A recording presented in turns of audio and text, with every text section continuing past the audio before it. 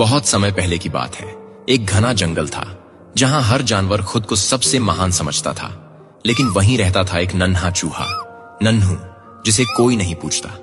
नन्हू चुपचाप, शांत और बहुत ही समझदार था, लेकिन उसे कभी किसी ने गंभीरता से नहीं लिया। वो जब किसी की मदद की कोशिश करता तो जानवर हंसते और कहते, तू तू क्या कर पाएगा। एक दिन जंगल में हड़कंप मच गया। राजा हाथी, जंगल का सबसे बड़ा और ताकतवर प्राणी, एक गहरे दलदली गड्ढे में गिर गया। शेर, भालू, भेड़िए, सबने कोशिश की, लेकिन हाथी बहुत गहराई में था। रस्सियां खींची गईं, पेड़ गिराए गए, कुछ काम नहीं आया। तभी सबके बीच से नन्हू चूहा धीरे से आगे आया। सारे जानवर हंस पड़े। तू भी आया है हाथी को बचाने, चल जा यहां से।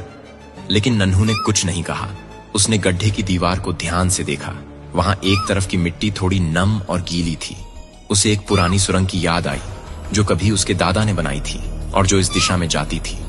नन्हू चुपचाप वापस मुड़ा और भागा अपने पुराने बिल की ओर। वहां से वो सैकड़ों मीटर लंबी एक संकरी सुरंग में घुस गया। अंधेरा, डर, कीड़े, लेकिन नन्हू रुका नहीं। वो जानता था कि सुरंग एक झील से सटी है और अगर वो झील की दीवार में एक छेद कर दे तो पानी उस गड्ढे में बह सकता है। नन्हू ने अपने पैने दांतों से दीवार की मिट्टी कुतरनी शुरू की।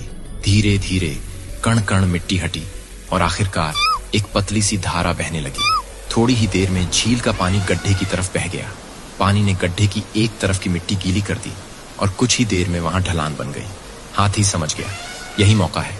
वो धीरे धीरे अपने भारी शरीर को उस गीली ढलान पर चढ़ाता गया और आखिरकार बाहर निकल आया। सारे जानवर हैरान थे। शेर बोला, ये कैसे हुआ? हमने तो सब कोशिश कर ली थी। तभी मिट्टी में से एक छोटी सी पूंछ हिली और बाहर निकला नन्हू चूहा, कीचड़ से सना लेकिन मुस्कुराता हुआ।